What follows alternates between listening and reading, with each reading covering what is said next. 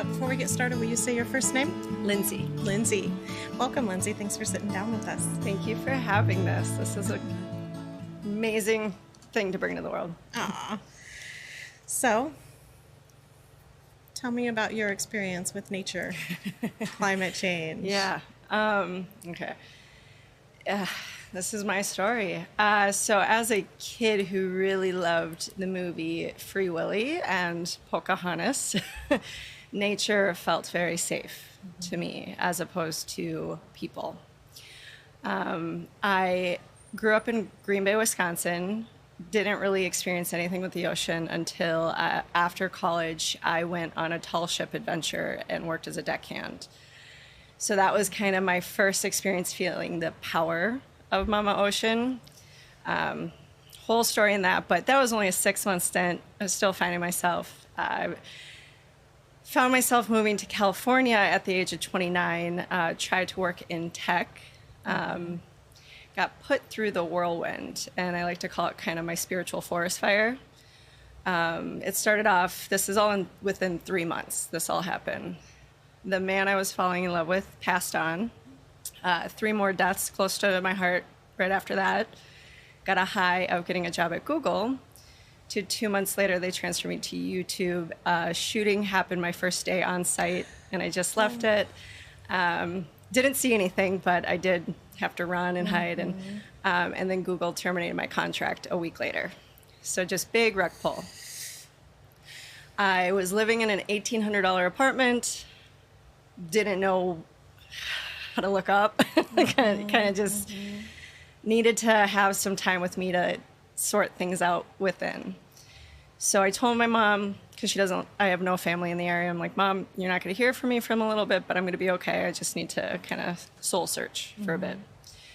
So I turned off my phone, kind of isolated myself, tried to do the meditation and everything and find some kind of peace, some footing. And I came across an article that showcased the movie Fish People. It's free on YouTube right now. And I just got to meet the writer and director and producer of it, who lives nearby. That documentary changed my life. It starts at 6 different people, their stories of how the ocean impacts their life, influences their life. It opened up with Kimmy Werner, who's now my idol. She spearfishes and freedives, big ocean advocate, very sustainable. Spearfishing is a bit controversial, but I was vegan, and now I spearfish to feel a part of the food chain, not on top of it. So that documentary also introduced me to someone. I was living up in San Francisco, and it just showed the Golden Gate Bridge, and I just lit up. I'm like, oh my gosh, that's here. And there is this foundation, a nonprofit called Me Water Foundation, and it brings at-risk youth, kids that are in foster homes or parents that are incarcerated, and just brings them out to the ocean to play. So I found the founder of that, reached out to him on Instagram, and I go, how can I be a part of this? He's like, well, come meet us in a Half Moon Bay. I was right there, so I was able to do that. That taught me how to just feel comfortable in the ocean, just playing around, kind of just feel joy in that way. That led me to meet some other surfers, because Half Moon Bay is on the map for, Mavericks. Absolutely. Yep. So I learned how to surf, not at Mavericks, but nearby it. Through that, I also then got connected with my first mentor, who taught me how to freedive and spearfish. I already had sailing under my belt. I had a friend who we made a pact during the beginning of the pandemic. Every single day we would swim no wetsuit for a year. That was the most healing thing I could find. I was someone who had very little money. I don't even know how I was able to survive living in California, the most expensive areas of California. The ocean literally healed my heart. I was writing letters and putting them in the ocean his name was Zane. And I would have magical things happen to me. I had a whale wave at me once, and nobody else was on the beach to see it. And I say wave because it breached. So I saw one arm and then another one later, and I just bawled. It was right after I put a letter in. So with all this, I am the biggest steward for the ocean in the sense that I don't think we give the ocean enough credit for what it's doing for us as a human species. I like to think of her as, like, obviously I'm referring to her as a she. I actually wrote a poem, A Woman is an Ocean, that every single day I swam in the ocean, I got a feeling of her. Like when she was thrashy, she was kind of angry and she didn't want anyone in her. When she was calm and everybody wanted in her, to swim in her, she kind of felt a little eerie. And we actually didn't like to swim on those days. We liked her when she was thrashy because we're like, yeah, we feel this too, you know, toss us around. And then there was some playful days, and it's Mama Ocean. She helped me surrender. And now I'm a part of, with Julie, of EcoSticks. I'm on the team with Women in the Water. And I do identify a bit. I'm an aspiring water woman, because I'm trying to teach people the ways of the water. And that's a big part of, I feel like my sole purpose is to connect people with that higher power feeling of something beyond us. So I'm very anti-plastic, I pick up trash whenever I see it. I don't like cruise ships at all. Like, there's so much I can say. Yep. I have an opinion about MPAs, but I'm going to leave that one at the door. That's a different conversation. But I just, if I can leave anyone with anything, it is a big unknown, but I think that's the magic of it, is it helps us not feel so separate. When you learn to kind of be in it and surrender to something that you're really not the most comfortable in, on land you can frickin' tackle anything.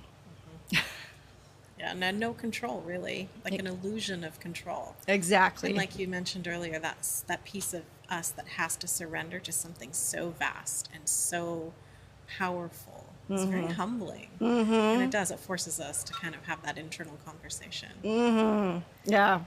Something Zane said that I didn't really understand at the time, because he grew up in Hawaii. I love the aloha spirit. I think that, I wish we all embodied that.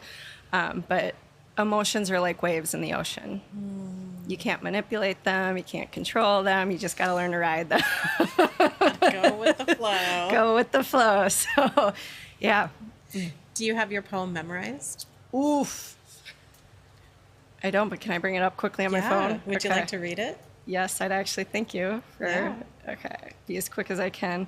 Women in the Water also share. We have on our website, if anybody feels they would like to share their own creative writing, we have a space on our website where you can submit it, and we'll gladly share it on our Instagram and on our website. I saw it. Perfect. Yeah. Perfect. Yeah. That's a beautiful opportunity. I spearheaded that because as someone, I'm very shy, but I'm like, this was my way to be heard, kind of thing. But okay, a woman is an ocean. She ebbs and flows, filling the spaces in between. She has her highs and has her low. She manages to touch the depths, the soul, and the shallow. Her mood is affected by the wind and the moon. She can be calm, she can be grand, she can make you swoon. Many come to find thrill in her, from catching waves to casting a reel. She can also sink ships, swallow land, and turn man into a meal. If you want to enjoy her beauty, her embrace, her saving grace, one must also respect her constantly changing face. It's amazing.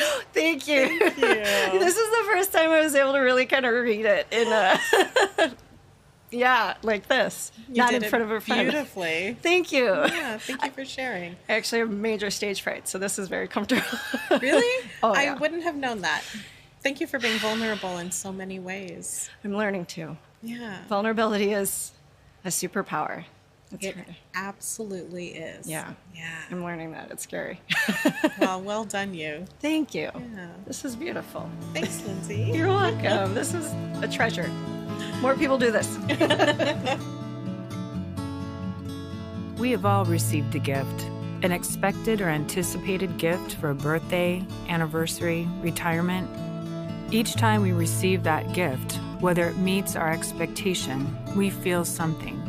Happy, sad, disappointed. The gifts that are unexpected, unconditional, small or large, have the potential of changing the trajectory of a life. Someone pays for your groceries when you're out of money, leaves you a big tip just when you think you can't afford your rent. Those are the gifts that ease our fears, make us grateful, and want to help others. This is a space where we share how those gifts, big or small, make a difference and change our lives. Welcome to the Starfish Connection.